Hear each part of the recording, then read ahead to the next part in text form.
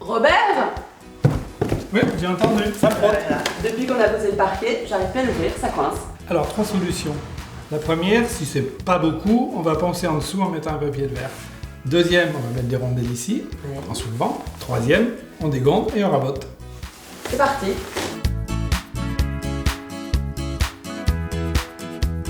Alors tu vois, là ce qui se passe, c'est qu'effectivement le sol n'est pas plan. Donc on va poncer à partir du moment où ça frotte. Je glisse une feuille d'abrasif, je pose les pieds dessus pour la caler et je fais ça.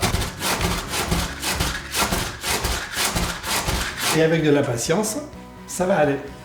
Alors pour dégonder une pente, on la met perpendiculaire au mur et on va s'aider en créant un levier. Tu vois, une massette et un burin. Alors là tu vas m'aider pour tenir le burin. Voilà. Et j'appuie avec le pied et ça s'ouvre tout seul. Parfait.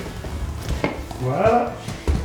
Alors une deuxième solution, ce sont les rondelles. Alors c'est des rondelles de pommelle, des rondelles faites pour ça spécialement. Ça existe en plusieurs diamètres et plusieurs épaisseurs. Alors il y a une condition quand même, c'est qu'il faut vérifier qu'au-dessus de la porte, on a un petit espace, sinon elle va bloquer.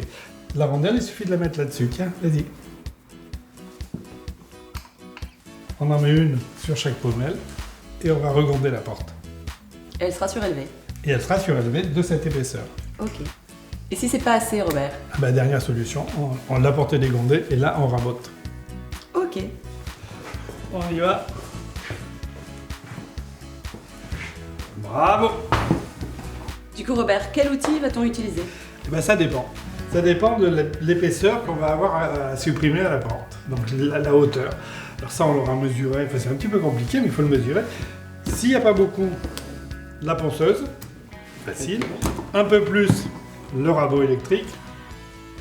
Et beaucoup, la scie circulaire. Nous, on est intermédiaire, donc on va prendre le rabot.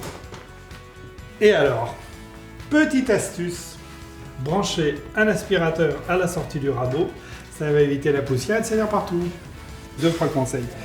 Ben, le premier, c'est qu'il faut faire très attention, c'est un outil dangereux, donc on ne met pas les doigts, on débranche. Alors ici, je règle l'épaisseur de rabotage. Et ensuite, pour raboter, tu vois, il y a 2 parties de semelle. La deuxième est réglable, c'est celle qui me permet de décider de l'épaisseur. La première est fixe. Donc je vais raboter en étant toujours en appui sur la semelle avant. Sauf à la fin, où si je suis trop en appui sur la semelle avant, ça va faire ça. Donc là, quand j'arrive ici, je passe en appui sur la semelle arrière. Ok. Je fais un petit coup de main, mais on apprend très vite.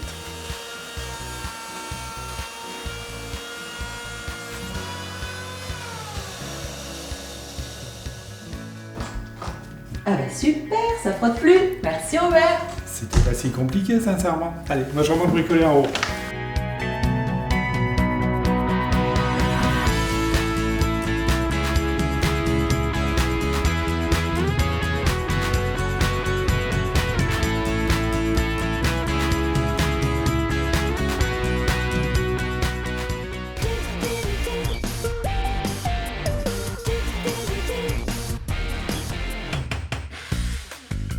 Weldom, ensemble c'est mieux.